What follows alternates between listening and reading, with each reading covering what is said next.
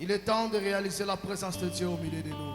Muda tuweze kutambua uwepo wa Mungu katikati yetu. Élevons nos mains vers Dieu, commencez à adorer et Tuinue louer ce mikono yetu Dieu. juu tuweze kuabudu Celui na qui nous kusifu a Mungu wetu. protégés depuis le début de cette activité. Aliyetulinda tangu mwanzo wa mkutano. Jusqu'à ce soir, il continue à te donner la force et le souffle de Hadi vie. jioni ya leo anaendelea kukupa nguvu na pumzi ya Commence à uzima. élever ta voix pour dire Anja Seigneur, tu kupaza es sauti merveilleux. yako na kusema Mungu wewe ni Commence à mwajabu. prier.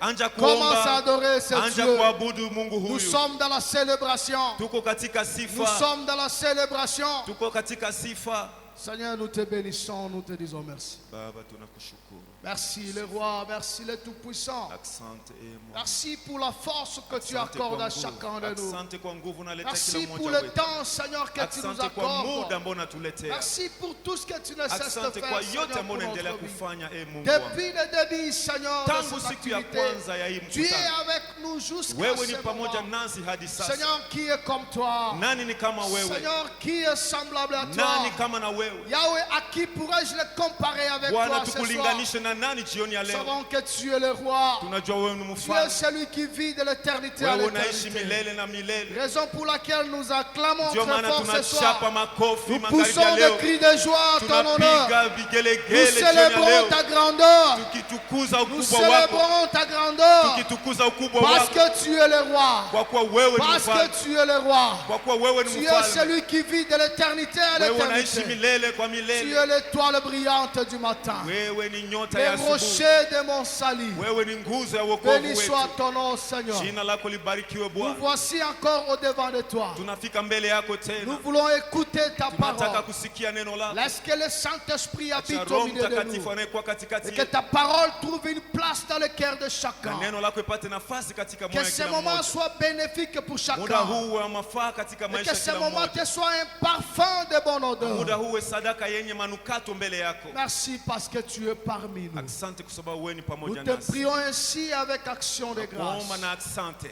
Amen. Amen. Tout en restant debout, Tunapobaki juu, nous prenons nos Bibles. tunachukua Biblia zetu, Nous lisons Colossiens chapitre 1er. tunaenda kusoma neno la Mungu katika kitabu cha Wakolosai. Colossiens chapitre 1er, le verset 10. Wakolosai sura kwanza mstari wa 10. Tunasoma kwa jina la Nous Yesu. demandons à ceux qui sont assis de se mettre debout Tunasi wale wanaoikaa samani mshimame, tuheshimishe parce que neno nous la sommes Mungu. dans la présence du roi des Kwa rois. sababu tuko katika uwepo wa mfalme wa wafalme. Wakolosai sura kwanza mstari wa 10. Ninasoma kwa jina la Yesu. Amen. Mutembee kama inavyostahili na Bwana kwa kumjua Mungu. Mtembee kama inavyostahili na Bwana kwa kumpendeza kabisa, mukizaa matunda katika kila kazi njema na kuzidi katika utukufu wake. Amen. Amen. Mettons-nous assis, acclamons pour la parole de Dieu. Tunaketi na kuchapia neno la Mungu makofi. Tupesi Nzambe merci na poko alelo Tunashukuru Mungu jioni ya leo. parce qu'après si nous makasi depuis dimanche toza awa, Ametuletea nguvu tangu Jumapili hadi leo tuko hapa. lundi tozalaki awa, Siku ya kwanza tulikuwa hapa, lobi mardi tozalaki awa, jana siku ya pili tulikuwa hapa. lelo su Nzambe apesi biso temps toza awa. Leo tena Mungu ametupa wakati tuko hapa. C'est pas parce que tu mérites, Si kwa sababu tunastahili, mais c'est parce qu'il nous aime. lakini ni kwa sababu anatupenda. C'est parce que sa grâce nous suffit. Ni kwa sababu neema yake inatutosha. Amen. Amen. Nous bénissons encore le Seigneur Tunabariki tena Mungu parce qu'apesi kimia na ville ya Beni, sababu ameleta salama katika mji wa Beni. apesi sécurité na ville ya Beni, Analeta ukimya katika mji wa Beni pour qu'activité oyo se passe ili mkutano huu upitike na atmosphère oyo toza na kati. katika hewa ambayo tuko ndani yake. Parce que na tango oyo Kwa sababu kwa muda huu eza na bisika mususu bato baza kokima na bazamba, kuna pahali pengine watu wanakimbia porini, na baeglise mususu bakangi kuna makanisa zingine zimefungwa parce que insécurité ezali. kwa sababu kuna hali ya kutokuwa na salama. Mais soki biso toza boye, Lakini ikiwa sisi tuko hapa c'est hivi, pas parce que tu méritais, si kwa sababu tunastahili, c'est parce que ngolu na ye ezana nous lakini kwa sababu bado neema ya Mungu ni juu yetu. et je sais que activité oyo ekokoma na suka Na ninaamini hiyo mkutano itafikia ukomo parce wake, que eza ya nzambe. kwa sababu ni mkutano wa Mungu. Amen. Amen. Amen. Amen. Toza koloba depuis dimanche likolo ya célébrons la bonté et la fidélité de Dieu. Tangu siku ya pili, siku ya Mungu iliyopita, tunaongelea neno kuhusu kusifu wema na uaminifu wa Mungu. Lundi tolobaki Dieu habite au milieu de son peuple. Siku ya kwanza tulisema Mungu anaketi katikati ya watu wake. Tolobaki ke soki nzamba koti kati na batu, Tulisema ya kwamba ikiwa Mungu atapata nafasi katikati ya watu, esengeli eloko ya sika emonana, lazima kitu ya mupya ionekane, esengeli eloko ya kala elimwa. lazima kitu ya zamani ipite. Amen. Amen. Tolobaki likolo ya importance ya présence na ye kati na biso. Tuliongelea kuhusu umuhimu wa uwepo wa Mungu katikati yetu. Tolobaki ke nzambe kati na biso azali source ya nyonso po na biso. Tulisema Mungu katikati yetu ni chemchemi ya kila kitu kwetu. La même chose tolobaki soki oxygène bimi awa biso nyonso tokufi. Na tulisema hapa kama hewa inatoka ndani mwetu sote tunafariki. Et spirituellement si on enlève Dieu au milieu de nous, nous mourrons tous. Na sasa kwa kiroho ikiwa Mungu atatoweka sisi sote tunafariki. Raison pour laquelle tolobaki nous sommes un peuple lié à son Dieu. Ndio maana tulisema sisi ni taifa ambao wanashikiliana na Mungu. Parce que si nous sommes détachés de Dieu, Kwa sababu ikiwa tutaachana na Mungu, tokobika lisusu te. hatuwezi kuishi. Topesaki exemple ya mbisi na mai. Tulileta mfano wa samaki na maji. C'est grâce à la mer de mbisi aza coexister. Samaki anaishi kwa sababu ya maji. La même chose, l'arbre est attaché de la terre. Na hivyo vivyo mti unalingana na udongo. La même chose, les oiseaux baza kobika liko na mapata. Vivyo hivyo ndege wanaishi huko angani. Et si on détache l'arbre de la terre, Ikiwa tutaongola mti toka udongo, ekoki kobika lisusu hii te. mti haiwezi tena kuishi. La même chose, si nous sommes détachés de Dieu, Vivyo hivyo kama tunatoka kwenye vie uwepo wa ekozala Mungu, kati na biso te. hakutakuwa uzima kati yetu. C'est comme ça que Adam a été chassé dans le Ndio jardin maana Adamu alipofukuzwa katika shamba la Edeni, alors qu'il était appelé à vivre éternellement. ijapokuwa aliitwa kuishi milele, Mais à cause de désobéissance, lakini kwa sababu ya kutokutii il a été chassé alifukuzwa et la mort est entrée. na mauti Et ukaingia. c'est la même chose toi et moi. Na ni vivyo hivyo wewe na Si nous mimi, sommes détachés de Dieu, ikiwa tutatoka kwenye uwepo vie wa Mungu, ekozala su kati na biso te. hakutokuwa uzima ndani yetu, Parce que la Bible dit, kwa sababu Biblia inasema celui qui croit au Fils anayeamini mwana a la vie éternelle. ana uzima wa Celui milele, qui ne croit pas au Fils asiamini mwana n'a pas la vie éternelle, hana uzima wa milele. mais la colère de Dieu Ghadhabu ya Bwana demeure en ni lui. juu yake. C'est-à-dire, muto il faut beta tolo ki aza na bomoi. Inamaanisha mtu anayejipiga mbavu kusema ana uzima Eza muto yaza na nzambe kati ni na mtu ye. anaye Mungu ndani mwake, Eza muto yazo bika kati na ni nzambe. mtu anayeishi ndani ya Mungu, Eza muto nzambe azo bika kati ni na mtu ye. ambaye Mungu anaishi Alors, ndani yake. celui-là peut être fier Ule anaweza kujivuna qu'il a la vie kusema ana uzima parce qu'il est attaché à Dieu. kwa sababu anaambatana na Mungu. C'est-à-dire, Dieu est notre source. Inamaanisha Mungu ni chemchemu yetu. Alléluia. Amen.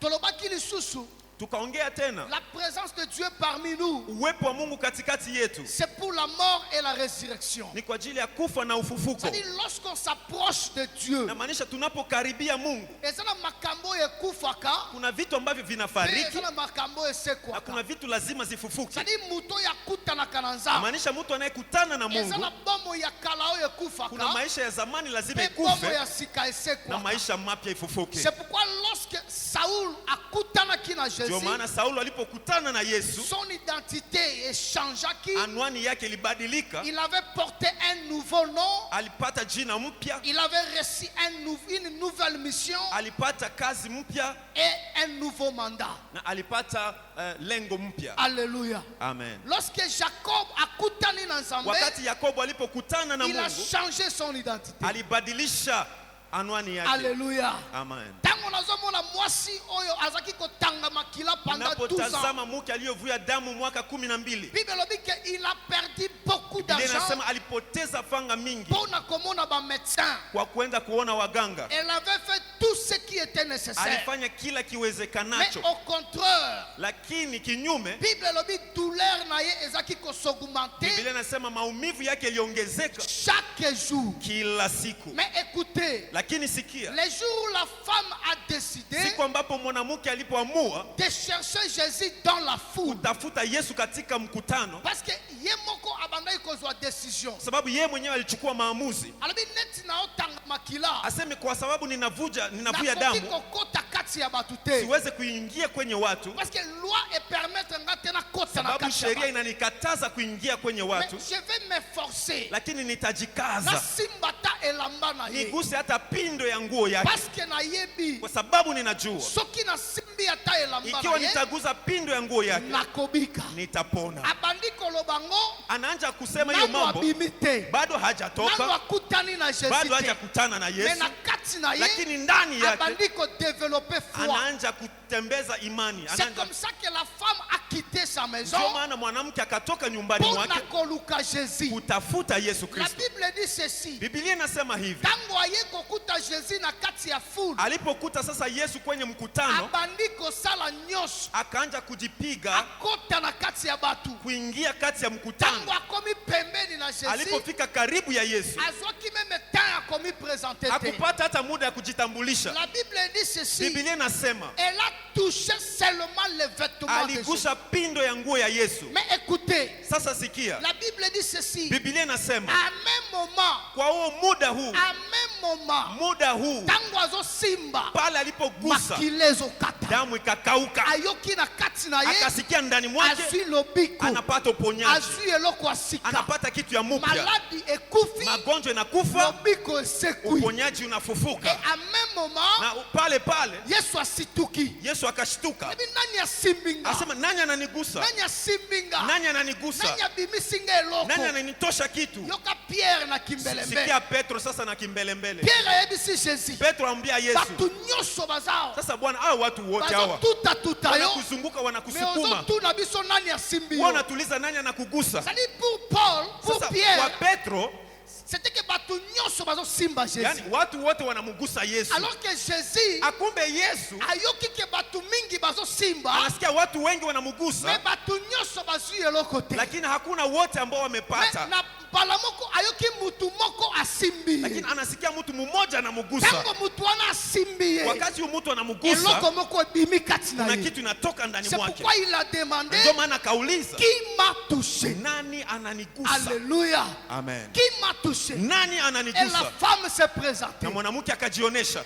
Jésus dit, Yesu akamwambia, kende enda, kondima na yo imani yako ebikisi yo. imekuponya. Nalingi na yebisoni. Nataka kukuambia leo, Na kati na 2 semaines oyo, katika juma mbili hii, soki okozala na foi, ikiwa utakuwa na imani, okotouche Jésus, utagusa Yesu, okoenlever quelque chose, utapata kitu toka kwake, okoenlever quelque chose, utatosha kitu toka kwa Yesu, okoenlever quelque chose. utatosha kitu moja. Tout le monde peut venir, Watu wote wanaweza kukuja, mais bakozwa eloko te. lakini hawezi kupata Mais kitu. oyo yo okoya nango, Ile wewe utafika mbele ya yo Yesu, okobimisa eloko. wewe utatosha kitu toka kwa Yesu. Alléluia. Amen. Je veux que quelqu'un enlève quelque chose ce soir. Nataka mtu achukue kitu toka kwa Yesu Nalingi leo. mutu moko azwa quelque chose Nataka mtu lelo. apate kitu toka kwa Yesu leo. Alléluia. Amen. C'est-à-dire lorsqu'on croise Jésus, Namaanisha unapokutana na Yesu, maladie ekufaka, magonjwa lazima ikufe, guérison esekwaka. uponyaji La ufufuke. présence de Dieu, Uwepo wa Mungu c'est un lien de mort ni nafasi ya mauti et de na résurrection. ufufuko. Makambo ekufa te na ndako na bino. Mambo ambayo haijakufa katika Makambo nyumba yenu, ekufa te na famille na mambo bino. ambayo haijakufa katika jamaa yenu, Liboso na Yesu, mbele ya Yesu ekufaka. itakufa. Makambo sika esekwaka. Mambo ya mupya lazima ifufuke. Alléluia. Amen. Tika ete makambo sika ebota makati Acha na yo. maneno ya mupya ifufuke ndani Tika yako katika makambo jina sika la Yesu. esekwa kati na Maneno ya yo. mupya ifufuke ndani Zamba yako katika seku jina la safi na yo. Yesu. Mungu afufue maisha Zamba yako. seku salibala Mungu na yo. afufue ndoa yako. Zamba seku sa contrat na Mungu yo. afufue kontra kazi Zamba yako. seku sa bana na Mungu yo. afufue watoto Zamba wako. seku sa musala na Mungu yo. afufue kazi Zamba yako. seku sa Congo. Mungu afufue Kongo. Zamba seku sa Mungu Congo. afufue Kongo. Zamba seku sa Goma. Mungu afufue Goma. Zamba seku sa Ituri. Mungu afufue Ituri. Tozwa kimia. Tupate kimya Au nom kwa de jina la que le Seigneur vous bénisse. Mungu atubariki. Napokwa lelo, Jioni ya leo nazoloba likolo ya quelque chose. naenda kuongelea kitu fulani, Ce que Dieu attend de nous. yale Mungu anangojelea toka kwetu. Dieu est au milieu de nous. Mungu yuko katikati yetu Nous sommes aussi dans sa na présence. tuko katika uwepo wake. Mais qu'est-ce qu'il attend de toi? Lakini nini anangojelea toka kwako na kwangu? Amen. Amen. Je vais parler sur ce que Dieu attend de nous. Taongelea kuhusu yale Mungu anangojelea toka kwako. Ce que Dieu attend de toi. Yale Mungu anangojelea toka Ce kwako. que Dieu attend de moi. Yale Mungu anangojelea toka kwangu. Lorsque nous sommes dans sa présence. Tunapokuwa katika uwepo wake. Tozozwa trois choses na kati ya partie Tutaongelea mambo matatu kupitia hii maandiko. Totangi Colossiens chapitre 1er. Tunasoma wa Kolosai sura ya kwanza Na verset 10e. na mstari wa 10. Paul azoyebisa église ya Colosse. Paulo iko naambia kanisa ya Wakolosai, Alors pour marcher d'une manière digne du Seigneur. aseme mutembee kwa namna inavyolingana inavyopendeza Mungu. Et lui est entièrement agréable. Na mumupendeze katika mambo yote. Portant des fruits en toutes sortes de bonnes œuvres. Mukizaa matunda katika kazi njema Et yeyote. croissant par la connaissance de Dieu. Na mukikomaa katika kujua Mungu. Trois choses. Mambo matatu Oyo nzamba azozela na yo. ambao Mungu anangojelea Oyo toka kwako, azozela na ngai. ambao anangojelea toka kwangu Na kati na passage oyo. kupitia hiyo maandiko. Lelo nazozela textuel. Leo nitabaki katika maandiko. Makambo nyonso misatu tokozwa awa na Hiyo kati. mambo matatu tutatosha katika Apôtre maandiko. Paul azokoma lettre oyo na église ya Nabii Colosse. Paulo anaandika kitabu kwa Wakolosai. On nous dit que ce n'est pas Paul qui a implanté cette église. Inasemeka kwamba si Paulo ambaye alianzisha hiyo C'est kanisa, un bien-aimé Epaphras. lakini ni mpendwa Epafras Azalaki na Efes. ambaye alikuwa wa Efeso. Azoyoka liloba na nzambe pa na Paul. Alikuwa anasikia habari njema toka Paulo Pendant 3 ans. miaka mitatu. Lorsqu'il a quitté Efes. Alipotoka huko wa Efeso Azongi na Colosse. akarudi wa Kolosai. Abandi koteya évangile oyo ayoka epa na Sasa Paul. akaanja upiri injili aliyosikia toka C'est Paulo, comme ça qu'il a implanté cette na église. ndio maana akaanzisha hiyo kanisa ya Maintenant Wakolosai. tango abandi église ya Colosse. Sasa anapoanja kanisa ya Wakolosai, Église ebandi kokola. kanisa inaanza kukomaa, Ebandi koyamba bapaya. kanisa inaanza kupokea wageni, Ebandi kopose ba acte. inaanza kutenda matendo. Batu babimi na église ya Colosse. Watu wanatoka kanisa ya Wakolosai Bakuti Paul na Efes. wanaenda kukutana na Paulo huko Efeso, Bapesi ye témoignage ya église ya Colosse. wanamletea ushuhuda ya kanisa wa Efeso wa Balobi na ye Wakolosai, comment l'église se comporte. wanamwambia namna gani kanisa inaendelea Si spirituellement, kiroho, comment l'église avance. namna kanisa Sur inaendelea le mbele plan social, kijamii, comment l'église travaille. namna traverse gani des kanisa moments. inatumika. Paul était réjoui. Paulo akafurahi Tango azoki sango ya église. aliposikia habari ya kanisa Oyo Epaphras abandisa. ambaye mpendwa Epafrasi C'est alianzisha, pourquoi il a écrit cette na lettre. ndio maana akaandika hiyo kitabu, Na hiyo barua. verset 10. Kwa mstari wa 10, Après avoir pesa ba hommage na misala na bango. alipokwisha kusifu kazi ya Wakolosai Par rapport na sangoyo ayokaki. kutokana na ushuhuda aliyosikia, Aye sikoyo ko formuler bango recommandation. sasa anaanza kuleta maagizo, Parce que vous grandissez déjà. kwa sababu munakomaa tayari, Comme vous êtes devenus kwa grands. sababu mumekuwa wakubwa. Lokola sango na bino ezokende. Sasa kwa sababu habari yenu Je vous inaendeka, recommande ces trois choses. ninawaamuru mambo haya La matatu. première des choses, Kitu ya kwanza est na partie A. ni kwa sehemu ya kwanza, Alobi boye, anasema hivi: pour marcher d'une manière digne du Seigneur. mtembee kama inavyostahili na Bwana. Ça c'est la première des choses. Hiyo ni jambo ya kwanza Oyo nzamba azozela nayo. ambayo Mungu anangojelea toka kwako, Marcher d'une manière digne du Seigneur. kutembea navyo inavyostahili kwa Bwana, Marcher d'une manière digne du Seigneur. kutembea navyo namna inavyostahili na Lelo Bwana. CK20 francophone B. Leo CK20 francophone Nous Beni, avons un grand temple. tuna hekalu kubwa, Nous avons une multitude de gens. kuna watu wengi wanakuja, Nous avons des serviteurs. tuna watumishi pamoja na, Nous avons des véhicules. tuna magari hapa Nous nje, avons de grandes chorales. tuna makwaya kubwa kubwa. C'est une bonne chose. Ni mzuri sana, Mais ce que le Seigneur attend de lakini nous, yale Mungu anangojelea toka kwetu, c'est que nous marchions d'une manière digne du yani Seigneur. tutembee namna inavyopendeza En Mungu, dehors de ce que nous avons déjà fait, mbali na yale tumekisha le kutimiza. Seigneur nous recommande de marcher d'une manière digne. Mungu anatuamuru tutembee namna inavyofaa. C'est-à-dire, lorsque les gens regardent cette église, Inamaanisha wakati watu wanapotutazama ils témoignent waweze que kushuhudia l'église wana za munene, ya kwamba hiyo kanisa ni kubwa, église wana za na batu, hiyo kanisa ni watu wengi, église za na ba chorale. Hiyo kanisa ina makwaya, Bayembaka kitoko. wanaimba vizuri, Bateyaka kitoko. wanahubiri vizuri, Bazana mbongo. wana pesa, Basalaka makambo minene. wanafanya mambo makubwa, Mais cela ne suffit pas. lakini hayo hayatoshi. Ce qui est encore plus important, Yale ambayo ni ya muhimu zaidi c'est de marcher d'une manière digne ni du Seigneur. kutembea namna inavyopendeza Et Mungu, que notre foi ili imani yetu soit aussi témoignée iweze kushuhudiwa au niveau de la ville. katika mji. Que nous ne sommes pas là de façon extérieure, Hatuko hapa kiinje tu, mais sur le plan lakini intérieur, hata nous kindani sommes aussi dignes. sisi pia tunastahili. Alléluia. Amen. Ça, c'est la première des choses. Hayo ni mambo ya kwanza, Parce que beaucoup de gens aujourd'hui, kwa sababu watu wengi leo balingi bamona bango libanda, wanataka waonekane tu qu'ils nje sont des chrétiens, ya kwamba wako wa Kristo, parce qu'ils font des choses, sababu wanafanya mambo, parce qu'ils ont construit un grand sababu temple. wamejenga hekalu kubwa. Cela ne suffit pas. Hii haitoshi. Le monde de l'extérieur Dunia huko nje nous observe. inatuangalia, Dieu dans le ciel, Mungu huko mbinguni il nous observe. anatutazama. Son souci c'est quoi? Haja yake ni C'est nini? que lolenge na kotambola na biso Namna yetu kutembea ekokana na bonzambe. iweze kulingana na Lolenge na kimungu, kobika na biso namna yetu ya kuishi ekokana na nzambe. impendeze Mungu. C'est que les gens voient de Yale l'extérieur, watu wanaona nje bamona ngo pe na kati na iweze biso. kuonekana ndani Les yetu. beautés extérieures Uzuri wa nje ekokana na beauté intérieure. iambatane na uzuri wa Parce que kiroho, l'église ya lelo kwa sababu kanisa ya leo etondi na ba hypocrite. inajaa na wanafiki. Le Seigneur n'a pas besoin des hypocrites. Mungu hana Le haja Seigneur ya n'a pas wanafiki. besoin de gens Mungu hana haja ya oyo watu bazomilakisa libanda ambao wanajionyesha ke nje bango bakoki ya kwamba alors wameenea, que na kati na bango kumbe ndani yao ils ne méritent pas. hawastahili. Alléluia. Amen.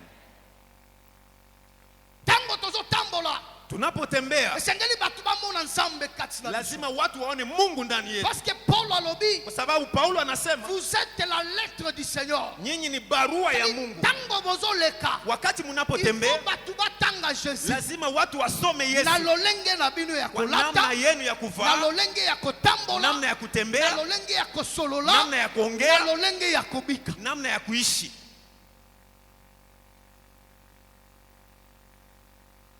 Est-ce que je me fais comprendre? Je, ninaeleweka kweli? Philippiens chapitre 1 verset 4. Wafilipi Philippiens chapitre 1 verset 24. sura 1 shairi ya 24.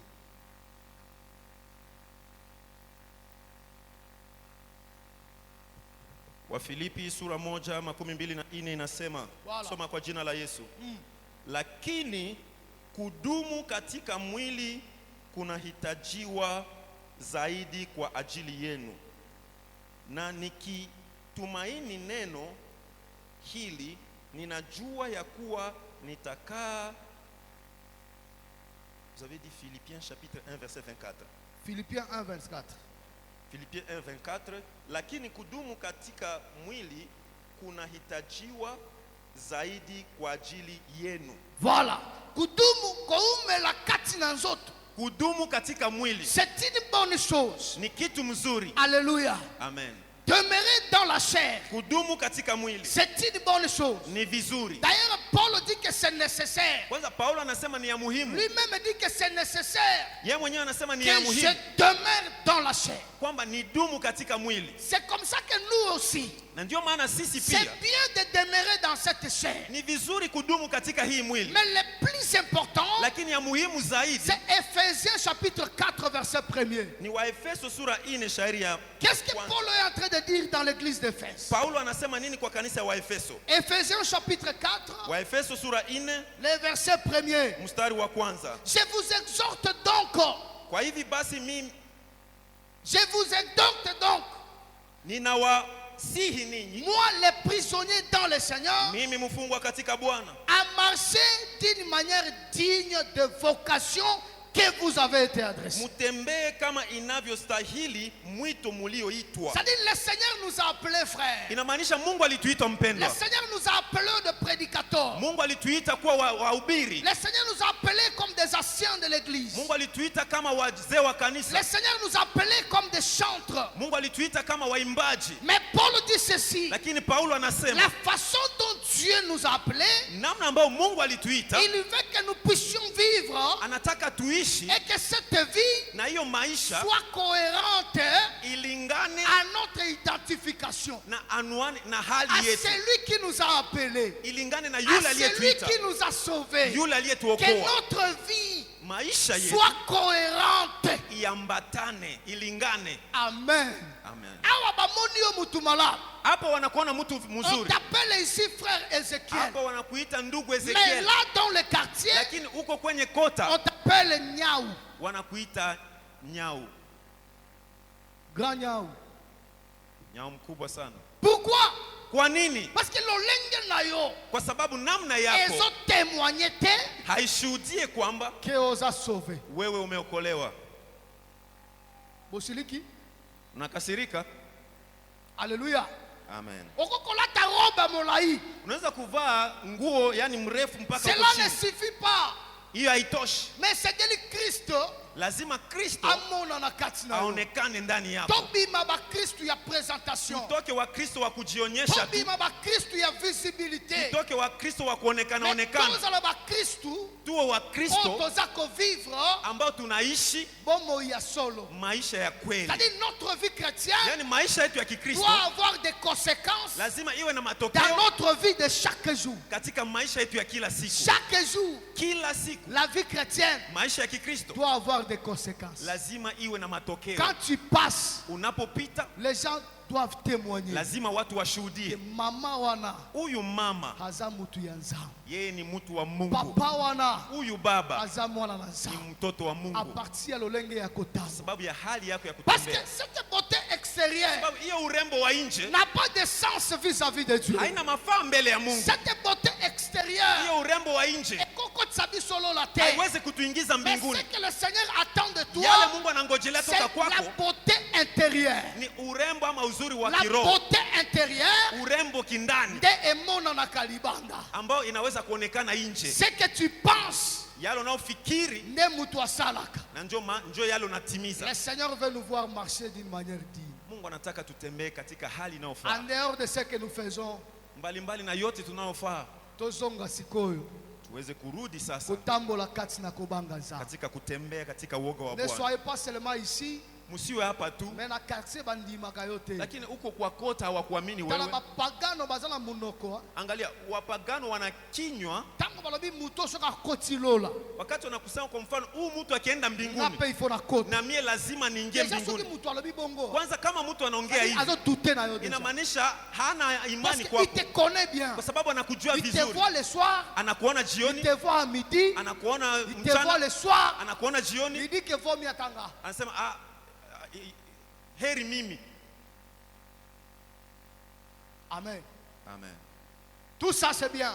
Yote ni vizuri, Mais ce que le Seigneur attend de toi et moi, lakini yale Mungu anangojea toka c'est kwako na que nous kwangu, marchions d'une manière digne du Seigneur. kwamba tuweze kutembea kwa kumpendeza Et que Mungu notre vie chrétienne na maisha yetu ya Kikristo ait des conséquences iweze kuwa na matunda dans notre vie de chaque jour. katika maisha yetu ya kila siku, Et que les gens nous regardent na watu wanapotutazama et les gens témoignent watu washuhudie que nous avons vu Jésus ya kwamba tuliona Yesu dans ce foyer-là, katika hiyo dans ce nyumba, couple-là. katika hiyo Nous ndoa avons vu Jésus là-bas. tuliona Yesu pale, Comme le roi païen namna mfalme wa qui pagano avait déclaré aliyesema que dans la vie d'Abraham, kwamba katika il maisha y ya a un Abrahamu Dieu vivant. kuna Mungu aliye hai, Comme le roi kama qui a mfalme constaté la aliyotazama présence de Dieu uwepo wa Mungu dans le feu, katika moto là où étaient Shadrach, Meshach et ambapo Abednego. kulikuwa Shadrake, Meshaki na Mutu Abednego. nyonso atali amoni. Watu wote wanaangalia Alobi solo wanasema, bato bana nzambe. hakika hawa watu wana Mungu. Kondima na bango eza ya munoko te. Kuamini yao si ya mdomo tu, Même na kati ya moto, hata katika moto nous avons vu leur Dieu. tumeona Mungu wao, Même dans les difficultés, hata katika shida nous avons vu leur Dieu. tumeona Mungu wao, Même dans la joie, hata katika nous furaha avons vu leur Dieu. tumeona Mungu wao, Même quand les choses ne marchent hata pas, wakati mambo nous hazitembei avons vu leur Dieu. tumeona Mungu wao, Même quand les choses marchent, hata wakati mambo nous yanapoendeka observons la présence de leur Dieu. tumeona uwepo wa Mungu ndani yao. Mais toi, tu es chrétien, Wewe ni Mkristo, lorsque ça marche. wakati mambo yanatembea, Lorsque ça ne marche pas, wakati shida inaingia, uzongi ne lambaka la. unarudi kwa nguo ya Soit zamani. que tu es chrétien Wakati unapokuwa parce que tu Mkristo, es chômeur. kwa sababu wewe hauna kazi. Le jour où le Seigneur te donne un petit contrat, Wakati Mungu anakuletea kazi tu kidogo, rentres dans ton pot. umerudia katika ngozi yako, unakuwa juu, unaanza ruka. C'est pourquoi je dis souvent aux gens, Ndio maana naambia watu kila au mara, bateau balekisaka tana ba permanence watu wana, wanapitiza muda katika il chumba faut maombi. kozalaka ange na bango. Fanya ange na hawa Parce watu. que belé na bango ba chômeur. Wengi wao hawana kazi. Ils n'ont rien à faire. Hawana kitu ya Alors kufanya. ils pensent que le temps de passer, il faut aller dans la So permanence. wanaona kuliko kupoteza muda Parce tuende qu'ils n'ont kuchumba pas le maombi. travail à faire. Sababu hawana kazi ya Ça c'est kufanya. pas une bonne manière de servir Dieu. Hiyo si namna mzuri ya C'est kutumikia pas une Mungu. bonne manière de louer Si Dieu. namna mzuri ya kusifu C'est Mungu. pas une bonne manière d'être dans la présence Si de Dieu. namna mzuri ya kuwa katika Ce que uwepo wa le Mungu. Seigneur veut de nous, Yale Mungu anangojea c'est que toka nous kwetu. sacrifions des moments, Yaani tuweze kutolea c'est que muda. nous sacrifions de temps, Tutolee c'est muda. que nous sacrifions de l'argent Tutolee et pesa. que nous sentions des douleurs Tusikie maumivu pour la kosalela. kwa ajili ya kumtumikia yeye. Mais lorsque tu ne sens pas Lakini wakati haujisikii que tu perds quelque chose, kwamba unapoteza kitu, pose-toi encore des questions. jiulize maswali. C'est pas mauvais de prier, Si vibaya kuomba, mais le temps où nous vivons, lakini muda ambao tunaishi, les temps ya prêcher évangile holistique, muda wa kuhubiri injili ya ujumla, batu bayeba nzambe, watu wamjue Mungu, batu basala musala. lakini watu watumikie Parce pia, que lorsque les wafanye gens kazi. travaillent, Sababu watu wanapofanya kazi, l'église est kotulate pour nambongo. kanisa haiwezi kuchelewa Mais kwa sababu ya lorsque tu pesa. retiens les gens pendant 3 jours, tu maintiens les gens pendant 3 Wewe jours unashika watu usiku tatu dans une chambre comme ça. ndani ya chumba. Tuko hapa baba, tuko hapa. Nous sommes ici Seigneur, nous sommes ici. 3 jours, 4 jours. Siku tatu, siku nne, Et le dernier jour, na siku ya mwisho venez sceller. aseme kuya mukie Venez mupande, sceller. mukie mupande. Pose la question au pasteur. Uliza kwa Nous mchungaji avons swali. passé ici avec toi 3 jours. Tumepitiza na wewe hapa siku tatu. Toi, t'as mon bimaki ya wate. Sasa hakuna kazi Bongo ilitokea hapa. wako sceller to route. Sasa hii franga ya kutoa sadaka inatoka wapi? Bongo il faut to tia awe kouta. Franga yasiye kutoa inatoka wapi? Alléluia. Amen. Je suis pas libéral. Siko liberal, Seulement j'ai ma façon de comprendre les choses. lakini nina namna yangu ya kuelewa mambo. L'église doit avoir une bonne planification. Kanisa lazima iwe na upangiliaji Un moment vizuri. pour prier, Kuna muda wa un maombi, moment pour travailler, kuna muda wa kazi, un moment de passer aussi en famille. kuna muda pia kukaa katika Parce que la jamaa, femme et les enfants ont aussi besoin de toi. sababu mke na watoto wana haja yako. Alléluia. Amen. Alléluia. Amen. L'église a besoin de l'argent. Kanisa inahitaji ya pesa. Maintenant, lorsque les gens ne travaillent pas, Sasa wakati watu hawafanye kazi, comment nous allons construire? namna gani tutajenga? Comment nous allons acheter les véhicules pour Namna l'église? gani tutanunua gari kwa kanisa? Comment nous allons acheter le carburant? Namna gani tutanunua carburant? C'est-à-dire l'église doit enseigner ça. Inamaanisha kanisa lazima Un ifundishe hiyo moment mambo. pour prier, Kuna muda wa maombi, un moment pour travailler. kuna muda wa Parce kazi. que nous avons affaire à un Dieu Sababu tunaye Mungu qui est travailleur. anayefanya kazi. La Bible dit au commencement, Biblia inasema kwa mwanzo Dieu créa. Mungu aliumba. C'est-à-dire Dieu travailla. Yaani Mungu alifanya kazi. Parce qu'au commencement, Kwa sababu il mwanzoni n'y avait absolument rien. kulikuwa ukiwa. Les Hébreux parlent de ex nihilo. Waebrania wanasema ex nihilo, C'est-à-dire yani là où, ukiwa, là où il n'y avait rien, hakukukua kitu là hata où il y moja. avait vide, Kulikuwa yani ukiwa. le Seigneur a travaillé. Sasa Mungu akafanya kazi Et il a donné le mandat à l'homme na akaleta mhuri kwa mwanadamu de cultiver. kufanya kulima shamba. Alléluia. Amen. L'église Kanisa doit chercher à plaire Dieu. inaweza kutafuta kupendeza Mungu, Koluka kosepelisa mutu te. hapana kutafuta kupendeza mwanadamu. Parce que lelo okobetelanga maboko. Sababu leo utanipigia makofi Nzamba boyinga. na kesho Mungu ananikataa. Tina ngo ezani. Maana sasa ni nini? Ça sert à quoi? Maana yake ni nini? Mais lelo Lakini leo bato mingi bazoluka nde basepelisa batu. watu wengi wanatafuta kupendeza watu C'est wengine, pourquoi ozomona biso batoto te aka simplement. na njoo naona si ambaye tunahubiri kirahisi tu, C'est difficile bato mingi balanda biso. ni kugumu watu wengi kutufata. Bato balingaka bato bazo développer ba système Watu wanapenda watu ambao wanafanya mambo pour la attirer kwa bango. kutafuta kuvuta mafikiri ya watu. Là mutu asepeli. Pale mkutano na furahi, Abanya rabakondo ya basende. tunazungumuza kwa lugha, Abia joyo pesaza na nzambe. sema huyu mtu yuko na Mungu Mais huyu. depuis nazawa Lakini tangu niko hapa nalobi ya bakondo te ya basende. bado shaongea kwa Il y lugha. a ceux qui disent est-ce que mutu aka na nzambe aso. Pengine kuna watu wanajiuliza kwanza, huyu yuko na Mungu kweli D'ailleurs huyu mtu? mungongo na epeso vimba te. Kwanza tuone vile hata kama azo naendelea prophétiser te. haiko na tabiri. Je ne suis pas prophète, bien-aimé. Mimi siko mnabii. Je suis un mpendwa. enseignant de la Mimi parole. ni mwalimu wa Je neno. fais ma part. Ninafanya kazi yangu. C'est tout. Na ni mwisho. Lorsqu'un prophète passera ici, Wakati nabii atafika il hapa, prophétisera. atatabiri. C'est comme ça que Dieu nous a établis dans Ni l'église. hivyo Mungu ametuweka katika kanisa. Chacun doit jouer bien son Kila rôle mtu lazima afanye kazi yake pour le perfectionnement de kwa l'église. ajili ya kujenga kanisa. Je ne suis pas ici pour vous attirer, Siko hapa kwa kuwapendeza pour m'enrichir moi, ama non. kujitajirisha Je mimi. fais mon travail Ninafanya kazi pour yangu la gloire de kwa utukufu wa Dieu et Mungu que Dieu me paye. na Mungu aweze kunilipa. C'est tout. Mwisho.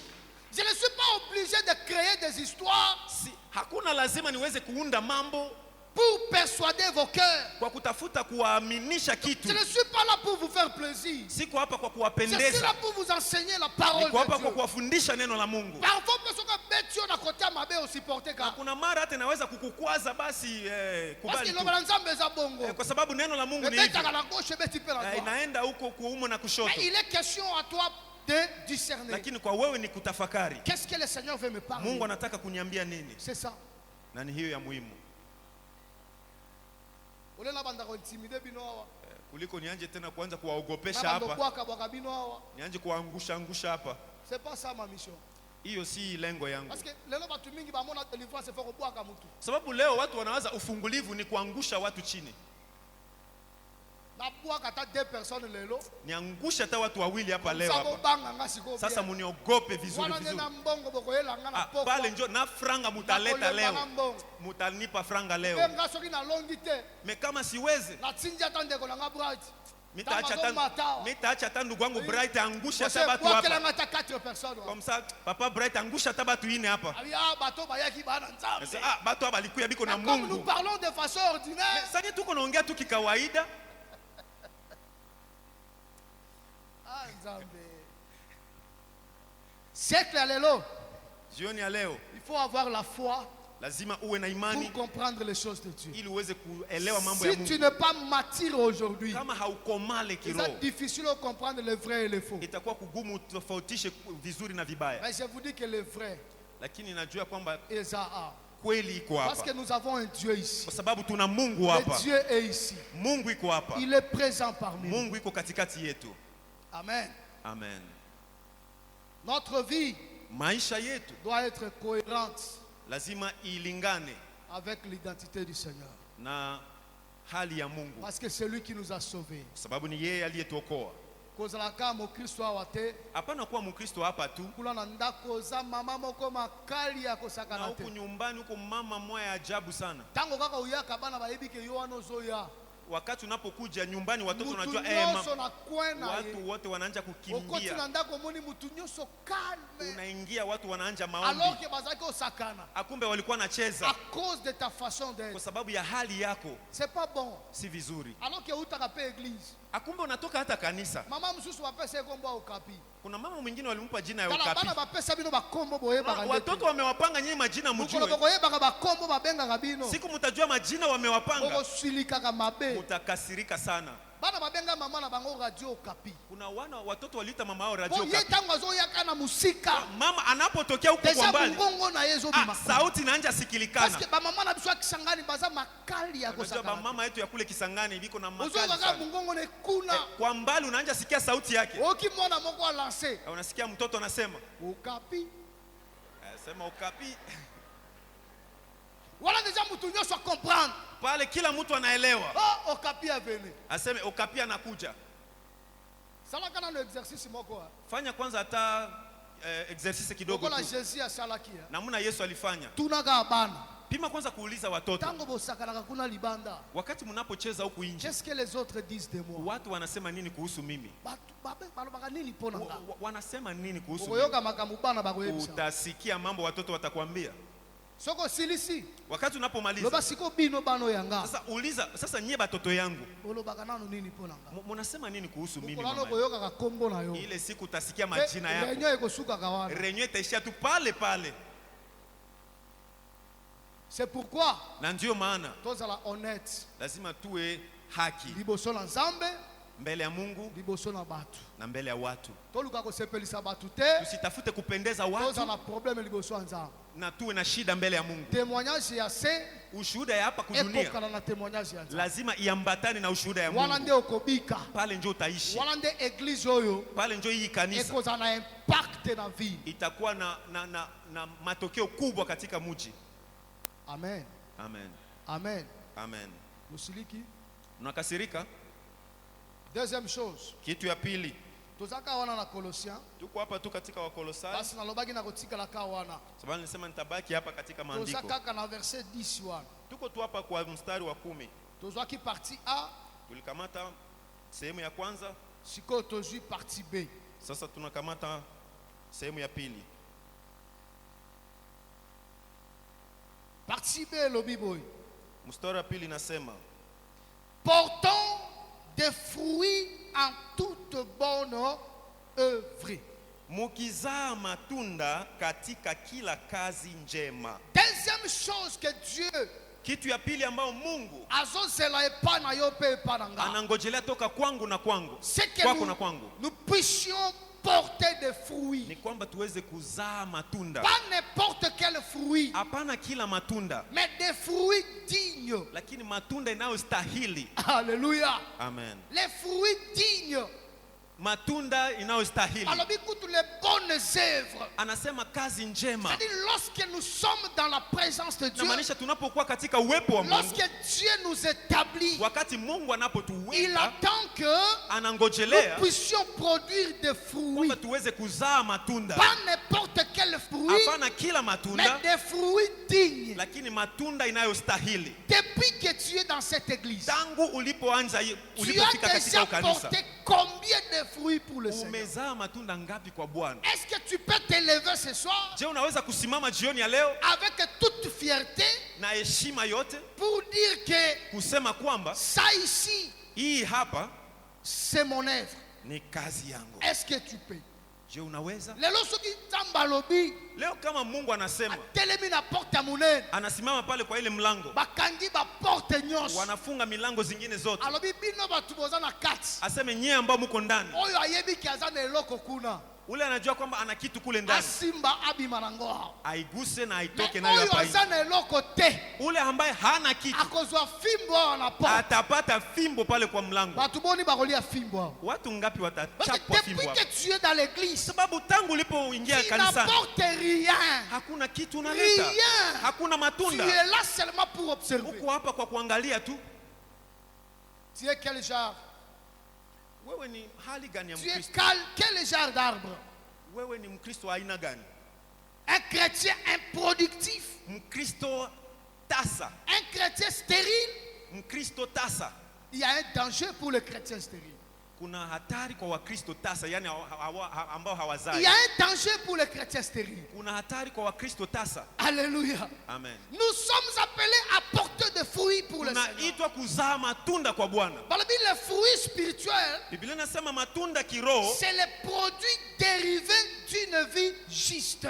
ni matokeo ya maisha haki, C'est-à-dire la vie juste d'un croyant, maisha ya uhaki ya Mkristo, la façon dont cette vie se manifeste à l'extérieur. namna ambayo maisha yako ya Kikristo C'est inaonekana ce qu'on nje. appelle les fruits de l'esprit Hiyo sasa ndio inaitiwa matunda ya Roho, que le Seigneur attend de toi et de ambao Mungu moi. anangojelea toka kwako na kwangu. Est-ce que quelqu'un me comprend? Je, mtu ananielewa? Le Seigneur attend que nous portions des fruits. Mungu frère. anangoja tuweze kuzaa matunda. Donc, fanda wakati observer. Hatuwezi kuikaa hapa tu kuangalia, Chacun doit faire quelque chose lazima kila mtu afanye kitu selon la grâce au Nzamba. kulingana na neema Mungu Parce amemupa, que neti toza awa. sababu namna Tamba tunapokaa hapa, établir mutu na mutu Mungu ameweka kila na mtu grâce na na ye. neema yake. Il est question d'agir bien Ni lazima kutenda vizuri pour que Dieu te paye bien ili aussi. Mungu akulipe vizuri. C'est-à-dire tout ce que tu peux faire dans l'église Inamaanisha kila kitu unaweza kufanya kanisani selon la grâce de Dieu. kulingana na neema ya Mungu. C'est le travail que Dieu attend de Ni toi. kazi ambayo Mungu anangojelea toka kwako. Travailler dans l'église, Kufanya kazi n'est katika pas seulement kanisa prêcher, si kuhubiri n'est hapa pas tu, seulement chanter. si kuimba Il y a tu. beaucoup de choses Kuna vitu vingi que chacun doit s'approprier ambao kila mtu lazima pour la ajichukulie gloire du kwa Seigneur. utukufu wa Tu Mungu. peux prendre même le balin. Unaweza kukamata hata Tu kifagio, le fais matin et soir. unaifanya mchana na Si usiku, tu le fais bien, ukiifanya na pour uaminifu la gloire du kwa Seigneur, utukufu wa Mungu, kaka kolekela kokomba, kupitia le kufagia Seigneur va kanisa, t'élever Mungu au-dessus atakuinua juu de toutes les nations de ya la terre. mataifa zote, À condition que tu le fasses bien. ikiwa utaifanya vizuri. Amen. Amen. 3 sortes de fruits Aina 3 ya matunda que je vais parler ce soir. ambao naenda kuongelea sasa jioni. 1. Ya kwanza, 1 Corinthiens 16. Wakorinto 1 wa Corinthiens kwanza chapitre 16, 16 verset 15. mstari wa 15. Qu'est-ce qu'apôtre Paul nous dit là-bas? Mtume Paulo anasema nini? 1 Corinthiens chapitre 16. 1 Corinthiens chapitre 16. Le verset 15. Je lis au nom de Jésus. Verset 15 nous dit ceci. Encore une recommandation que je vous adresse. Frères, vous savez que la famille de Stéphane est la prémisse de Achaïe et qu'elle s'est dévouée au service des saints. Basi ninawasihi ninyi ndugu zangu, munajua nyumba ya Stefano yeye ni malimbuko ya Akaya, nao wamejitia wenyewe katika kazi ya kutumikia watakatifu. Apôtre Paul recommande quelque chose à l'église d'Éphèse. Mtume Paulo analeta amri kwa kanisa ya Et Efeso. pendant qu'il est en train de faire cette recommandation, Na anapoleta hiyo amri, il donne l'exemple d'un frère qui est dans l'église. analeta mfano ya ndugu fulani ambaye iko ndani ya kanisa. Il donne l'exemple d'un frère dans l'église. Analeta mfano wa mpendwa ambaye iko ndani ya Le kanisa. frère s'appelle Achaïe. Huyo mpendwa anaitwa Akan. Achaïe était dans l'église avec sa femme et les enfants. Akaya alikuwa ndani ya kanisa yeye na jamaa yake. Paul recommande à l'église de Corinthe. Paulo analeta amri kwa kanisa ya Il dit, Wakorinto. regardez la famille d'Achaïe. Aseme ngalia jamaa ya Akaya. Cette famille Hiyo jamaa est les prémices ni malimbuko du travail ya kazi de Stéphane. ya Stefano. C'est-à-dire, Stéphane, Yaani Stefano tangu ayoki liloba na Nzambe, anapopokea neno la il Mungu, est allé aussi prêcher l'autre. alienda kuhubiri yule Il a mndugu, prêché Achaïe. akahubiri Il a Akaya, amené Achaïe dans l'église akaleta Akaya et kanisani toute sa famille. na kanisa na jamaa yake nzima. Pendant que Achaïe est entré dans Wakati l'église, Akaya anaingia il kanisani, devient un frère fervent dans la présence de Dieu. anakuwa mpendwa mwaminifu Il katika uwepo wa commence Mungu. à servir le Seigneur Anaanza kutumikia Bwana de façon adéquate. namna inavyofaa. C'est pourquoi Paul dit, Na ndio maana Paulo vous voyez anasema, cette famille, mnaona hiyo jamaa elle est les prémices ni malimbuko de l'autre. ya kazi. C'est-à-dire, Stéphane Yaani Stefano est allé prêcher alienda et kuhubiri, il a amené l'autre dans la présence de Dieu. akaleta ndugu katika uwepo Le wa Mungu. premier fruit que Dieu attend de toi, Malimbuko ambao Mungu anangojelea c'est toka kwako amener les gens à ni Christ. kuleta nafsi kwa Kristo, Amener les gens à ni Christ. kuleta watu kwa Ça, Kristo. c'est le premier fruit. Hiyo ni malimbuko. Tu es ici, Uko hapa depuis tu as reçu le Seigneur tangu Jésus, ulipopokea Yesu Kristo, depuis on t'a prêché la parole, tangu alipokuhubiri tu neno, n'as jamais amené même un frère. hakuna mtu mmoja umemuleta kanisani. C'est quoi le fruit que tu donnes à l'église? Sasa matunda ni nini? Malimbuko C'est ce yako que ni le nini? Seigneur attend de toi. Ni hayo Mungu anangojea Que toka tu kwako, amènes les gens en lui. uweze kuvuta watu kwake. N'amenez pas les gens dans cet hangar ici, Hapana kuleta watu mais kwa hii amenez nyumba, les gens à Christ. leta watu ndani ya Lorsque Kristo. tu amènes quelqu'un Amen. en Christ, Wakati unapoleta mtu katika c'est-à-dire la Kristo, personne est sauvée. inamaanisha mtu Mais ameokolewa. si tu amènes quelqu'un ici, Ukileta mtu tu ndani ya c'est hii hekalu, peut-être pour l'ambiance qui se passe ici. pengine ni kwa mpianse tu hewa ya humu ndani. Est-ce que quelqu'un me comprend? Je, kuna mtu Tu ananielewa? as déjà amené combien de gens depuis que tu es ici? Umeleta watu ngapi ndani ya hekalu, ndani ya Na moi kanisa? si na yo yakawa moi satika na nda. Kwanza hata bibi yako unakuja hapa anabaki nyumbani. O yakawa na bana na yo batikali na Wewe nda. unakuja hapa batoto wako banabaki nyumbani. Alors que le Seigneur dit, Akumbe Mungu vous anasema serez mes témoins mutakuwa à washuhuda Jérusalem, Yerusalema, dans nos maisons, yani kwanza nyumbani, nous avons le devoir de prêcher le Seigneur Jésus. tuna uhajibu wa kuhubiri Dans neno la notre Mungu maison, katika nyumba yetu. lorsque la maison est sauvée, Wakati nyumba nous inaokolewa, avons maintenant le devoir sasa tuna uhajibu d'aller à Judée, wa kwenda kwa d'aller Yudea, à Samarie kwenda Samaria, pour propager la kwa bonne nouvelle, kutangaza habari njema, afin d'amener les gens kwa kuleta watu dans la présence de Dieu. katika uwepo wa Mungu. C'est-à-dire le Seigneur a besoin de gens. Inamaanisha Mungu anahitaji Pour watu que les gens viennent ici, ili watu wakuje le Seigneur hapa. attend que toi, Mungu anangojelea que tu wewe ailles prêcher la uweze parole. kuenda kuhubiri Parce neno que la la Mungu. Bible dit, Biblia inasema allez, nendeni faites de toutes les nations. mfanye wa taifa wote. Bien-aimés, Mpendwa, c'est en allant que nous tunapoenda allons faire les gens de disciples. tutafanya Mais wanafunzi, ceux qui te kokende te, lakini kama nous allons hatutaenda rester comme ça. tutabaki hivyo hivyo tu. Siko tina ya temple yoza. Maana hii hekalu kubwa ni nini? Amen. Amen. Le Seigneur attend ça. Mungu anangojelea hiyo, Tome mabatu. tulete watu, Tome mabatu epananta. tulete watu kwa Mungu, Eke bakiti wana nyosho etonda. ile makiti zote zijae watu, Nikolo etonda. huko juu zijae watu, Bakilte nyosho etonda. ibada zote zijae watu, Batu baya epana Yesu. watu wakuje kwa Yesu, Parce que la Bible kwa dit, sababu Biblia inasema soki mutu moko abongoli kama motema, mtu mmoja anaamini Yesu, lola eza fete. huko mbinguni kuna sherehe Maintenant, kubwa. avantage nini eza? Sasa kuna maana Pona gani? mutu oyo ayei kokotisa mutu na lola.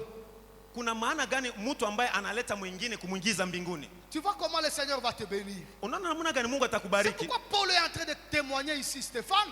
Namna Paulo anashuhudia Stefano, Il dit que cette famille anasema hii jamaa est les prémices ni malimbuko du travail de ces messieurs. ya kazi ya Stefano. Est-ce que quelqu'un peut se lever ici, Kuna mtu anaweza simama Abed hapa Atol, kujipiga que mbavu cette famille est ici, kusema hii jamaa ceux qui les hapa lois eza liboso na nzambe, kama inafika mbele ya gade na Mungu teya bango na ye na bango. ni wao ambao walibahubiri. Amen. Amen. Aujourd'hui je suis là-bas. Leo niko hapa, C'est ce que le Seigneur attend de nous. hiyo ndio Mungu anangojelea toka kwetu, C'est ce que le Seigneur attend de nous. hiyo ndio Mungu anangojelea. Amener quelqu'un ici ne suffit pas seulement cause à la pasteur.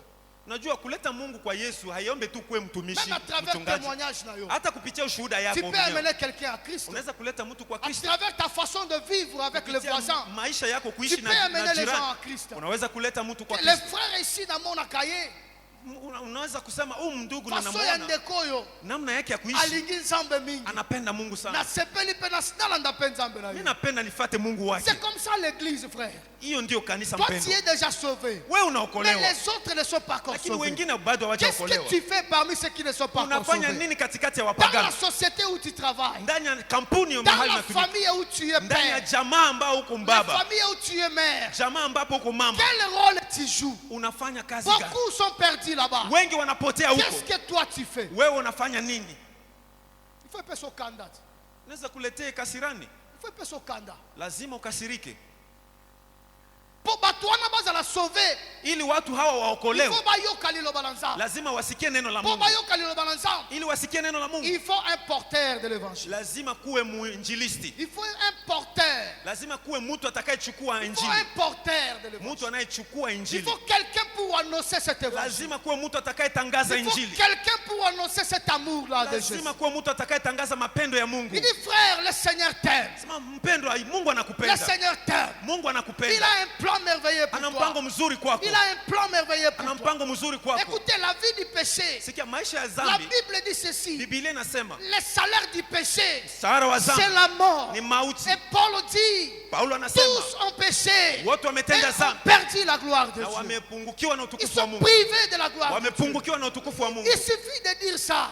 Unapaswa tu kusema Dis, hivi mambo. frère, Pendwa, celui qui vit dans le péché mtu anayeishi est katika dhambi séparé de Dieu. anatengwa na Mais Mungu. Jésus-Christ Lakini Yesu est Kristo la solution ni suluhisho pour le péché de l'homme. kwa dhambi ya Si mwanadamu. vous croyez à lui, Ikiwa utamwamini, parce qu'il est le chemin, kwa sababu il yeye est la ni vérité, njia, il kweli est la vie. na uzima. Si tu crois en lui, Ukimwamini tu seras sauvé. utaokolewa. Qu'est-ce que tu fais?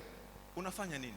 Bamonoka ungengi, Wanakuona tu unapita, ulati kitoko, unavaa vizuri, oyaka église yo moko, unakuja tu kanisani laisses même mwenyewe, les gens chez toi à la maison. unaacha hata watu nyumbani Le kwako. Seigneur va te demander un jour Siku moja Mungu atakuuliza, que tel aseme fulani abunga na yo zawana. alipoteaka na wewe uko Qu'est-ce pale, que tu avais fait? ulifanyaka nini? Nous avons construit ce temple. Tumejenga hii Il hekalu, y a encore de place.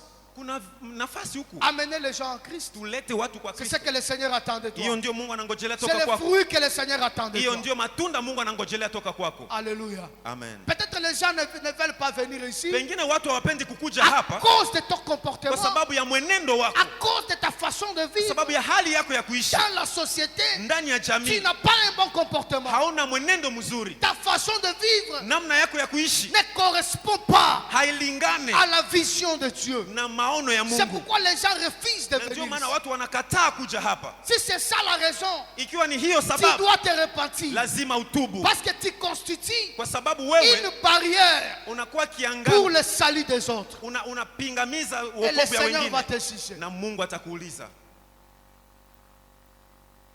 Je sais que personne ne me dira amen aujourd'hui. Hapa najua hakuna mtu ataniambia amen leo, Parce que naola kabino mabala te. kwa sababu siko na watabiria unyumba,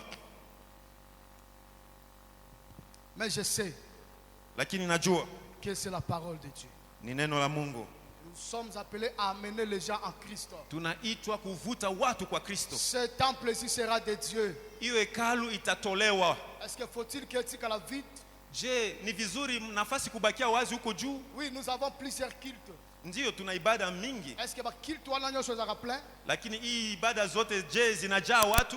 Et chaque culte doit se mobiliser Lazima kila ibada iweze kuchangamka, pour remplir les séquences. kujaza nafasi. Et que les jours où on dira que biso nyoso to sambela ah, Nasema siku ambao sote sasa tunaomba hapa na culte moko kwa ibada moja, batu bazanga place ya kufanya. watu bakose nafasi ya kuikala humu Et ndani, la gloire sera pour Dieu. na utukufu itarudilia Mungu. Amen. Amen. Pas n'importe quel genre. Hapana kila hali, Bato babiki. lakini watu ambao Si je ne wamepona. parle pas de multitude, Siongelee mataifa, il y a nombre. siongelee Mais hesabu, multitude ya bato babiki. mimi naongelea hesabu ya watu ambao Parce que wanaokolewa, bangonde nzamba zana besoin na sababu bango. wale ndio Mungu anahitaji. Deuxième fruit, Mbegu ya pili, Hébreux chapitre 13, Waebrania sura 13 verset 15 à 16. mstari wa 15 na 16. Waebrania 13 mstari wa 15 na 16. La Bible dit ceci: par lui, offrons sans cesse à Dieu un sacrifice de louange, c'est-à-dire les fruits des lèvres qui confessent son nom. Nasuki na verset 15. Efesiens Hébreux. Hébreux 13:15. Basi kwa njia yake tumupe Mungu zabihu ya sifa Voilà. siku zote, Voilà. ndiyo tunda la midomo inayokiri jina lake. Voilà. L'auteur de ce livre dit ceci: Mwandishi wa kitabu anasema pour lui, kwa Mungu, c'est-à-dire pour notre Dieu, kwa Mungu wetu offrons sans cesse à Dieu tuweze kumtolea Mungu un kila siku sacrifice de louange, sadaka, matoleo ya c'est-à-dire sifa. les fruits de nos lèvres. Inamaanisha matunda ya kinywa yetu. Deuxième fruit à donner, Matunda ya pili tunaweza C'est- kutoa nos ni louanges, sifa les zetu, fruits de nos lèvres, matunda ya kinywa et yetu. que la louange Sifa soit notre partage iweze kuwa pamoja de nasi chaque jour, kila siku, et que notre vie na maisha est yetu bandako sanzola nzambe isifu Mungu chaque jour. kila siku. Dans tout ce que nous faisons, Katika mambo yote et peut sa tunafanya, louange dans ça. Mungu aweze kusifiwa. Le Seigneur attend nos louanges. Mungu anangojelea sifa zetu. Alléluia. Amen. Et que ce temple ici Na hiyo hekalu soit une maison de louange, iweze kukuwa nyumba soit ya une sifa, maison d'adoration, iwe nyumba ya maabudu, et que cela na hapa soit les fruits de nos ikwe lèvres. matunda toka kinywa yetu. Bien-aimé, en tant qu'un chrétien sauvé, Mpendwa, ukiwa Mkristo unayeokolewa, bibembu na yo, balèvre na yo, kinywa yako et confesser ma sanjoli. lazima ikiri sifa za Bwana. Tikana nuko finga, Acha kwanza tikana kutukana, nuko loba loba acha batu, kwanza kuteta batu, tikana nuko fande la kombo la acha kwanza batu, kuikalia jina bandana batu, nuko sanjola anza kwa nza, kusifu Mungu. munoko na yo, Kinywa yako ekumisa nano nza, itukuze kwa Mungu, libota na yo, jamaa yako esanzola nza. itukuze Mungu. Ne sois pas là seulement Hapana kuwa pale pour tu parler au nom des kwa gens. kuongea kwa jina ya Ne watu, sois pas là seulement hapana kuwa hapo tu pour convoquer des petites réunions kuleta pour makusanyiko critiquer Batou. kwa kuteta Mais watu, soyons là lakini tuwe pour hapa louer le kwa Seigneur. kusifu Et Mungu, que notre vie na maisha yetu donne louange à Dieu. ilete sifa kwa Bwana. Est-ce que au Sanzo la Kanza, Je, unasifu Mungu? Est-ce que vie na yo eluwa kanza? Je, maisha yako inaleta sifa Est-ce kwa que Bwana? munoko na yo esanzo la kanza? Je, kinywa yako inasifu Mungu? Le Seigneur attend que Mungu anangojelea nous puissions le célébrer. tuweze kumtukuza. Kala batu msusu bana église yao. Ona, kuna watu hapa kanisani, Même na moment ya louange, kwanza hata muda wa sifa azana été. haiko na Même na moment d'adoration, muda wa maabudu azana été. haiko na si hapa. Wanaka. Unaona haiko hapa. Modérateur ngolo bato bondela. Mwongozi anasema tuombe. Ngoli mtu akomika sérieux. Unaona tu mtu anakuwa pale. Bokola peto za paroisse francophone. Na muna vile tuko tunasema Kifaransa. Mtu yesu akomika responsable. Kila mtu anakuwa na heshima zake. Leo mi jeter liboso la nzambe kuliko ujimwange mbele ya Mungu. Pona kuadorer. Kwa kumwabudu. Ozaona kaka. Unajivimba vimba pale tu. Seigneur, je t'adore. Bwana Yesu, je t'adore. Nakuabudu. Alléluia.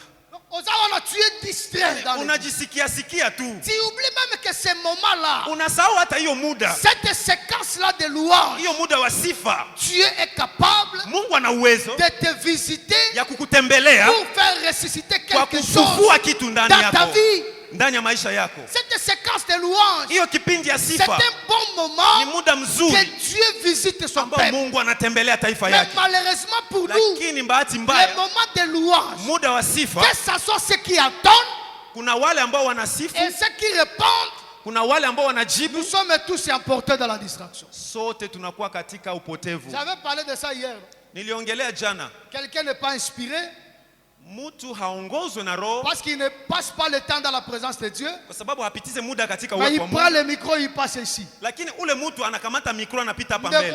De la biso louange. Kisha mnaambia ule njoo sasa atutumie sifa na maabudu. Il prend le micro. Anakamata mikro. Na nzembo ezate. Kwanza na nyimbo hajui ataanzia wapi. Mais quand même là. Hapa iko hapa mbele. Il est déjà là. Iko hapa mbele. Les défenseurs aussi sont bien disposés. Na wapika vyombo wako pale. Mais le frère prend le micro. Sasa ndugu anachukua mikro. Il commence à faire bouger l'église. Anaanza kuchezesha tu kanisa. Pepa. Pepa. Geuka, geuka. Geuka. Vous passez 1 minute, 2 minutes. Nzembo ezate. Dakika moja mbili hakuna nyimbo ya sifa. Hakuna sifa. Il y a les gens comme ça. Kuna watu ya hivi. Donc il est là, il n'est pas là. Iko hapa lakini haiko hapa. Lorsque quelqu'un n'arrive pas à passer des moments dans la présence de Dieu. Wakati mtu hawezi kupitiza muda na Mungu. Il est même difficile qu'il soit inspiré. Ni kugumu aongozwe na roho. Il est même difficile que ameme batu na profondeur ya nzambe. Ni kugumu abebe batu katika uwepo wa Mungu. Il est difficile akotisa batu na profondeur ya nzambe. Ni kugumu aingize watu kindani ya Mungu. Parce qu'il est superficiel. Kwa sababu ako juu sana. Pepa ndeni. Sasa wakati tunaambia watu nyosha mkono juu. Maana watu wazima na heshima zao tu. Sasa wewe uko unatunyosha mikono juu nasema pepa tunafanya nini? Maana yake iko nini? Baba yako ya kukuzala biko hapa. Akose hata walimu yako ya chuo kikuu bako hapa. Sasa wewe hauongozwe na roho. Wewe utuheshimie basi hata ikala.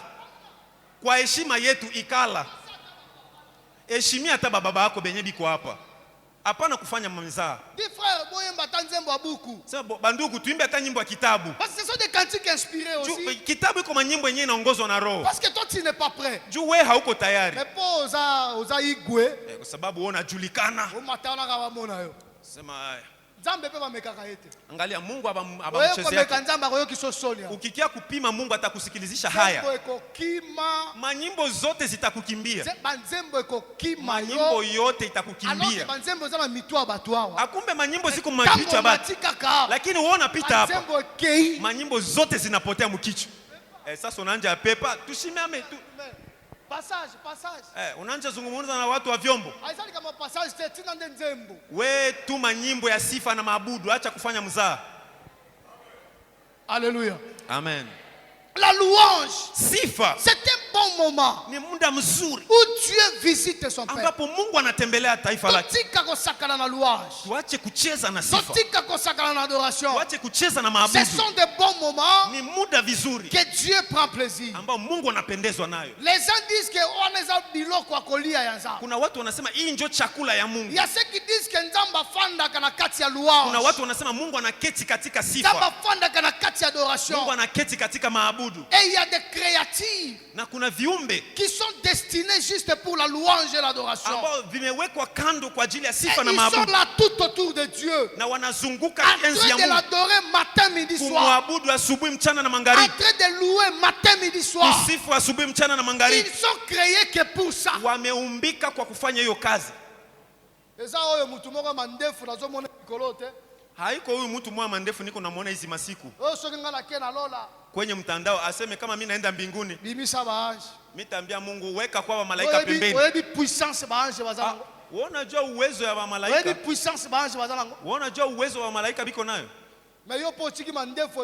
Wewe unaacha mandefu mingi. Unaanza imba vile na kinywa ya kwenu, lugha ya kwenu. Unaweza kuimba na lugha ya kwenu njoo kuongozwa na roho. Munande vile anaweza imba na kinande. Mubudu pia yembe na kibudu. Mubudu vile ataimba na kibudu. Babudu. Baza ngayoyo. Alléluia. Amen. Il y a des créatures kuna viumbe qui sont créés juste pour la louange, ambao wanaumbika kwa ajili ya sifa. Et le Seigneur attend de ça. Mungu anangojelea sifa. Troisième chose, c'est que le Seigneur attend de nous. Kitu ya tatu ambao Mungu anangojelea toka kwetu, c'est dans Romains 15. Ni katika Warumi 15. Romains 15, 26, 28. Apôtre Paul est en train de dire quelque chose là-bas. Mtume Paulo anaongelea kitu hapa. Wanaweza bambuma, les fruits. Hiyo ni matunda. Les produits dérivés d'une vie sainte, d'une vie juste. Matokeo ya maisha takatifu safi. Voilà, on dit car la Macédoine et Achaïe est bien voulu s'imposer une contribution en faveur des pauvres parmi les saints de Jérusalem. Soyez. Waroma sura 15 mstari wa 27. 26. Kwa sababu imependeza watu wa Makedonia na Akaya kufanya zawadi kwa watakatifu katika Yerusalema walio masikini. Ici à part.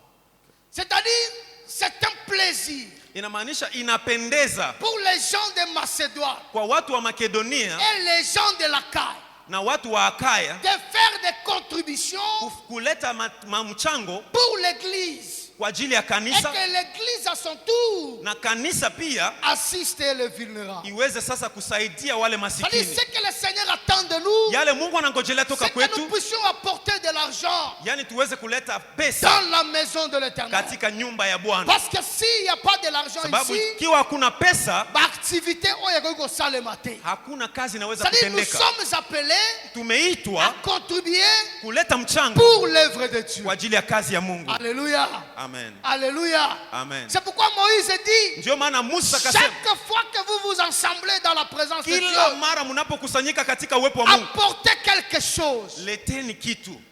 Alléluia. Amen. Nous sommes appelés à donner. Tunaitwa kutoa.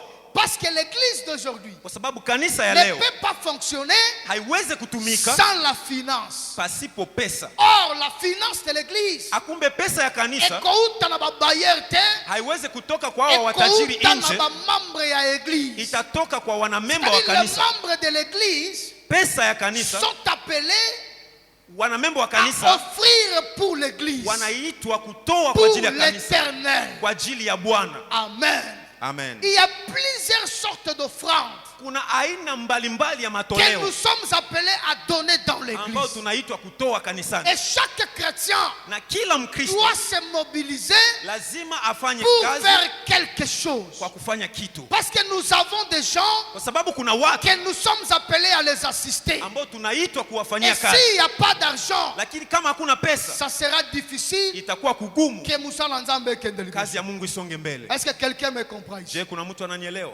Alléluia. Amen. Offrande, Sadaka, action de grâce, shukrani, prémisse, malimbuko, 1/10, moya ya 10, les dons, zawadi, le Seigneur en a besoin Mungu anahitaji pour l'avancement de son œuvre. kwa ajili ya kuendelesha Parce kazi que ya Bwana. cette église Kwa sababu ne kanisa hili peut pas aller de l'avant haiwezi kusonga s'il n'y mbele a pas la finance. ikiwa hakuna pesa. Pour que les sons Ili arrive là où ça arrive, ifike mahali il inapofika, faut de l'argent. lazima kuwe Pour pesa. que le prédicateur Ili mhubiri se déplace d'un endroit à un autre, atoke mahali fulani il na faut kwenda de kokote, l'argent. lazima kuwe pesa. Parce que dans l'église, Sababu ndani ya kanisa il y a des choses kuna vitu qui demandent de la prière. ambao inaomba Il maombi, y a aussi des choses lakini kuna vitu qui n'ont pas besoin de prière. ambao haihitaji maombi. Pande ushuke dans l'église, Vule vulie upa ndani il y ya a des kanisa choses kuna vitu qui demandent la prière, inaomba maombi, où il faut que les gens prient. lazima watu Et il waombe. y a des choses Lakini kuna qui vitu n'ont pas besoin de ambao prière. haihitaji maombi. Parce qu'il y a ta soki bo sambeli. Hata kama munaomba Comme mwindo yepela.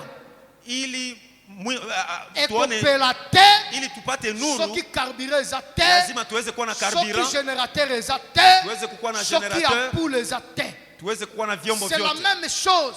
Ni vivyo hivyo, Quelqu'un qui a faim, mtu anaye njaa il vient chez toi. anafika kwako, Il ne vient pas demander ta prière. hakuje kuomba Si maombi. tu es pentecôtiste, hein, Kama wewe ni ici là, moi je pentekotiste, te demande pardon. hapa mimi Parce que nakusihi, quelqu'un qui a faim mtu anasikia n'a pas njaa besoin du Saint-Esprit. hahitaji Roho Il a Mtakatifu, besoin de quelque chose. anahitaji Pour kitu atia na munoko, akule kukinywa, azwa makasi ya kotelema. apate nguvu ya Parce que kusimama. ta prière là, Maombi yako eko sunge de l'autre côté. itamsaidia nini? Ta prière là, Maombi yako d'ailleurs na matoi na ngai koyoka ngote. kwanja, na masikio yangu mimi nasikia njaa, Eloko na ye haitasikia koluka, kitu natafuta, pesa nga mwa bula fufu, unisaidia hata na ugali na tia na munoko, nikule, esiliwa. itanisaidia. Parce que le sambo naona ngana zoyoka nzaba. So maombi yako sasa, mimi nasikia njaa, Église eza inachevée. kanisa bado haijaisha, Esilite, kanisa haijaisha, tobandi kosambela. tunanja omba, Zamba tali biso. Mungu anatuangalia. Neti bato bana bafenea. Sasa batu kabisa, Tika na sunga bango. acha nibasaidie. Tozongi na bandaku, Tunarudia nyumbani na butu. usiku, Nzamba tinzi ba ange. Mungu anatuma malaika, Babeti plafond butu. wanatia plafond usiku, Batie ba karo butu. wanakia wanafanya kazi ya makaro Siko usiku. yo ye na kilte Sasa matina. uona kuya ibada ya asubuhi, Omoni biloko ndengo wana. unaona kitu kama na hii, Okokota. utaingia kabisa hapa kweli? Soko kima. Si utakimbia? Abi makambo za mata. Hii inakuwa ya nguvu. Ça dit, ça c'est ce que le Seigneur a laissé à notre charge. Inamaanisha hii ni kazi Mungu C'est anaweka à nous de kwetu, faire ça. ni uhajibu yetu, Pour mabaya kotawana. ili ile plafond ifike pale, Boko iko sambela hawa. tunaweza kuomba usiku na mchana, Matao. ili plafond ifike pale. Bete. Haitafanyika. Amen. Amen. Nous sommes appelés à donner de l'argent pour le Seigneur. Tunaitwa kutoa kwa ajili ya kazi ya Voici Mungu. les trois choses Tazama mambo tatu que le Seigneur attend de nous. ambao Mungu anangojelea toka kwetu. La première des choses, Kitu ya kwanza, marcher d'une manière digne du Seigneur. kutembea namna inavyopendeza Mungu. Que notre vie Maisha yetu soit cohérente ilingane à notre identification. na maisha yetu mbele ya Mungu. Deuxième chose, Kitu ya pili, que nous produisons des fruits dignes tuzae pour le Seigneur. matunda inayopendeza Mungu. Troisième chose, Kitu ya tatu, la croissance spirituelle. tuweze kukomaa Dieu kiroho. veut nous voir croître. Mungu anataka tukomae. Dieu ne veut pas nous voir rester comme ça. Mungu hataki tubaki hapa hapo Dieu tu. veut que nous devenions des chrétiens matures. Mungu anataka tu Wakristo wanaokomaa. C'est comme ça qu'il a dit dans le livre là de Colossiens chapitre 1, Ndio maana alisema kwa Wakolosai sura ya kwanza verset 10. mstari wa 10, La dernière partie sehemu ya mwisho nous parle de croissance dans la connaissance. inaongelea kukomaa katika kujua Parce que Mungu. la première partie parle du marche de façon digne. Sababu sehemu ya kwanza inaongelea La deuxième kutembea partie namna parle de inavyostahili. fruits.